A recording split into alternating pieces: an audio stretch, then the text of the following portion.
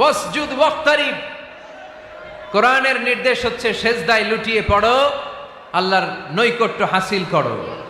ওয়াসজুদ ওয়াক্তারিব সূরা আলাকের শেষ আয়াতের শেষাংশে আল্লাহ আমাদেরকে শিখাইয়া দিচ্ছেন, আমার কাছে আসতে চাও, ওয়াসজুদ, সেজদায় লুটিয়ে পড়ো, ওয়াক্তারিব, আমার কাছে চলে আসো। সুবহানাল্লাহ পড়েন। আমার সাথে সাথে আয়াতটা মুখস্থ করেন, আওয়াজ করে সবাই পড়েন, ওয়াসজুদ ওয়াক্তারিব, ওয়াসজুদ ওয়াক্তারিব। সবাই পড়েন না, ওয়াসজুদ ওয়াক্তারিব। এর মানে হচ্ছে সেজদায় লুটিয়ে পড়ো আর আমার কাছে আসো। Prostrate and be closer to me. সেজদায় লুটিয়ে পড়ো আর আমার কাছে চলে আসো। সহিহ বুখারীর বর্ণনায়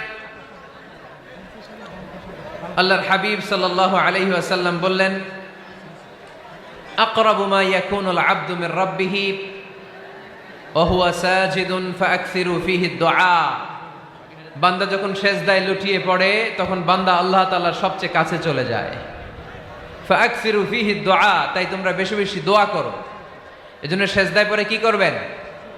কথা বলেন, আরো জোরে বলেন, সেজদায় কি করবেন? সেজদায় নত হও,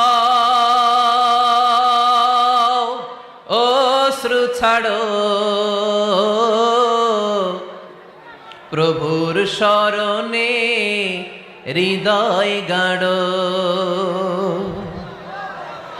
সেজদায় নত হও, অশ্রু ছাড়ো,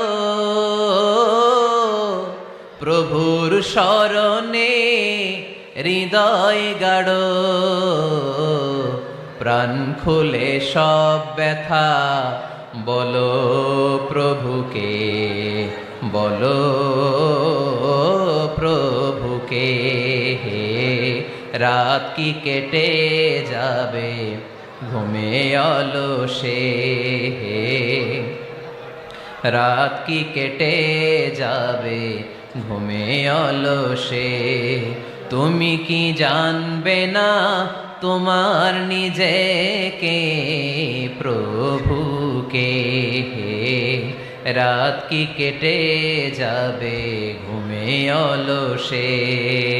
ঠিক কিনা? ঘুমে অলসে আমাদের রাত কেটে যায়, সেজদা দেওয়ার সময় নাই। কখন প্রভুর দরবারে হাজিরা দেব, কখন সেজদা দেব? আল্লাহর হাবিব সাল্লাল্লাহু আলাইহি ওয়াসাল্লাম বললেন, আকরাবু মা ইয়াকুনুল আবদু মির রাব্বিহি ওয়া হুয়া সাজিদ ফাআকসিরু ফীহি দুআ। তোমরা যখন সেজদায় লুটিয়ে পড়ো তখন তোমরা আল্লাহর সবচাইতে কাছে চলে যাও। এজন্য ওই সময় বেশি বেশি আল্লাহর কাছে চেয়ে নাও। সুবহানাল্লাহ পড়েন। মনের যত আকুতি আছে, যত জ্বালা আছে, যত বেদনা, সেজদায় পড়ে আল্লাহরে বলার দরকার আছে না নাই? কারণ কেউ যেটা শোনে না, শোনে কে? পরীক্ষায় ভালো করতে চান, সেজদায় লুটিয়ে পড়ে আল্লাহরে বলেন।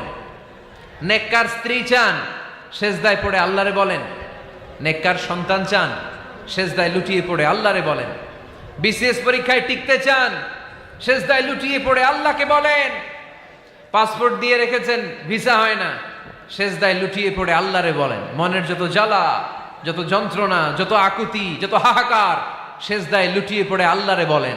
কারণ আল্লাহর দরবার এমন দরবার, এই দরবার থেকে কেউ কোনোদিন খালি হাতে ফিরে না। চিল্লায় বলেন ঠিক কিনা?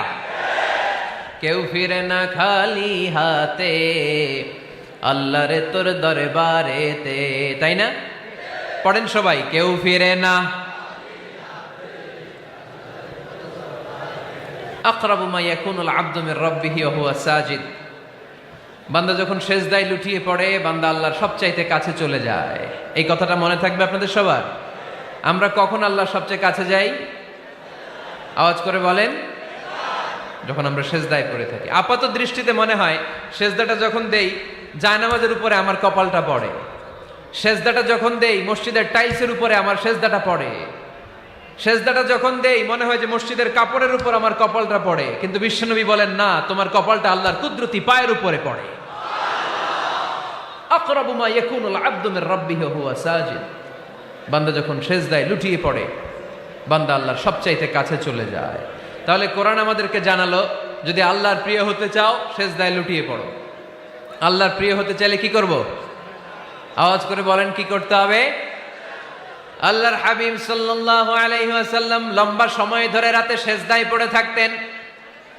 আল্লাহর হাবিব সাল্লাল্লাহু ইসলামের সাহাবারা সব সময় লম্বা লম্বা রুকু দিতেন, লম্বা লম্বা সেজদা দিতেন। কিন্তু আমরা রুকুর মধ্যে তাড়াহুড়ো করি, সেজদা দিতে যে তাড়াহুড়ো করি, এরকম আছে না নাই? নিমসার এলাকায় এরকম কেউ নাই আলহামদুলিল্লাহ। আপনারা তাড়াহুড়ো করেন? করবেন না আমার ভাইয়েরা।